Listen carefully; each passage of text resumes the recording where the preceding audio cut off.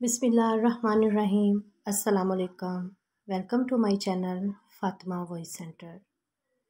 बादशाह ने एक दरवेश से कहा, मांगो क्या मांगते हो। दरवेश ने अपना कशकोल आगे कर दिया और आजिज़ी से बोला, हजूर सिर्फ मेरा कशकोल भर दें। बादशाह सहाफत में आया हुआ था। इससे फ़ौरन अपने गले का हार उतार के अंगूठियाँ उतारी, जेब से सोने चांदी की अशरफियाँ निकालीं और दरवेश के कशकोल में डाल दी।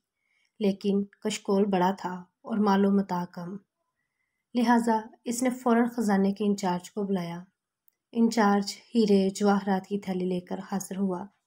बादशाह ने पूरी थैली उलट दी, लेकिन जू जू जवाहरात कशकोल में गिरते गए, कशकोल बड़ा होता गया, यहाँ तक कि तमाम जवाहरात गायब हो गए। बादशाह को बेइज्जती का एहसास हुआ। इसने ख़जाने के मुंह खोल दिए, लेकिन कशकोल भरने का नाम नहीं ले रहा था। खजाने के बाद वज़रा की बारी आई। इसके बाद दरबारियों और तिजोरियों की बारी आई, लेकिन कशकोल खाली का खाली रहा।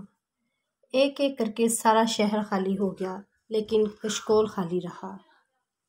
आखिर बादशाह हार गया, दरवेश जीत गया।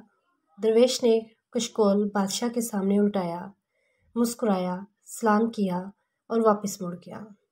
बादशाह दरवेश के पीछे भागा और हाथ बांध कर अर्ज़ किया, हजूर मुझे सिर्फ इतना बता दें, ये कशकोल किस चीज़ का बना हुआ है।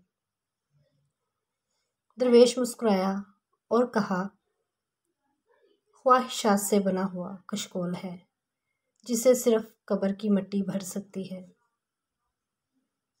इंसान भी अगर अपनी नफ्सानी ख्वाहिशात को पूरा करने में लगा रहे तो इसकी ख्वाहिशात भी कभी ख़त्म नहीं होती, हत्ता कि इसकी मौत इसको अंजाम पर पहुंचा देती है।